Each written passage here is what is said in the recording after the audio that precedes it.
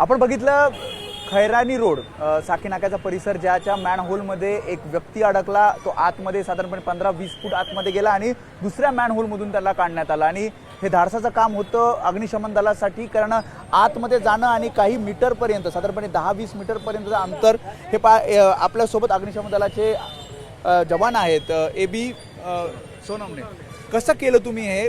कारण मी जसं म्हटलं की धाडसाचं काम आहे, कारण गॅसेस असतात आतमध्ये मॅनहोलमध्ये आणि हे करत दुसऱ्या मॅनहोलमधनं त्या व्यक्तीला काढलं।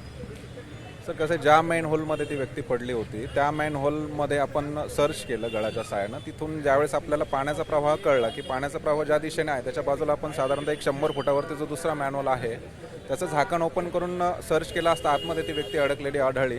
त्यानंतर आतमध्ये जे सीवर लाईनला गॅसेस असतात ते गॅसेस बाहेर काढण्यासाठी आपण एक्झॉस्ट ब्लोअरने व्हेंटिलेशन केलं आणि ट्रायपोर्टच्या साहाय्याने आपण हार्नेसच्या मदतीने खाली उतरल्यानंतर ते रेस्क्यूला आपण लिफ्ट केलं। किती फूट होतं आतमध्ये? साधारणतः एक 25 फुटापर्यंत त्याची डेप्थ होती आणि तिथून पुढे एक 4.5 फुटापर्यंत पाणी होतं। तुम्ही एकटे होतात की 2-3 जण आतमध्ये गेले होते? नाही, वरती माझी सर्व टीम होती, परंतु आतमध्ये एकदम छोटीशी जागा आहे, सिंगल माणूस पण सहजासहजी जाऊ शकत नाही, त्यामुळे जास्त जणांना आतमध्ये जाणं योग्य नव्हतं, म्हणून मी एकटाच गेलो। तो व्यक्ती कोणत्या परिस्थितीत होता? कारण आतमध्ये गेल्यानंतर जसं म्हटलं की 20-25 फूट आतमध्ये पाण्याचा प्रवाह, तो व्यक्ती कुठल्या परिस्थितीत आढळला?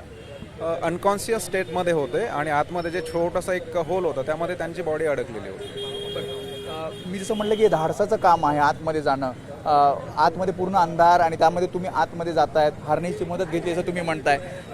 या सगळ्यामध्ये किती वेळ लागला साधारणपणे? साधारणतः एक 20 मिनिट गेले या घटनेमध्ये।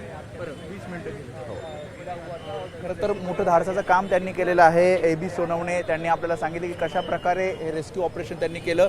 साधारणपणे 20 ते 25 मिनिटं आतमध्ये गेल्यानंतर त्यांना लागले आणि त्यांनी सांगितलं की 20 ते 25 फूट खोल आतमध्ये तो व्यक्ती अडकला होता आणि पाण्याच्या प्रवाहानुसार त्यांनी त्याला शोधलं आणि एका ठिकाणी आतमध्ये तो अडकल्यानंतर त्याला बाहेर काढण्यात आलं, ते म्हणजे साधारणपणे 10 मीटर दूर असलेल्या एका दुसऱ्या मॅनहोलमधून। आणि त्यामुळे अग्निशमन दलाचं इथे कौतुक केलं जातं, कारण ज्या प्रकारे या व्यक्तीला त्यांनी आतमध्ये जाऊन अगदी मॅनहोलमध्ये जाऊन दुसऱ्या मॅनहोलमधून काढलं। कॅमेरामॅन अनिल संघर्ष, मी वेदांत ने, ABP माझा, मुंबई। ABP माझा, उघडा डोळे बघा नीट।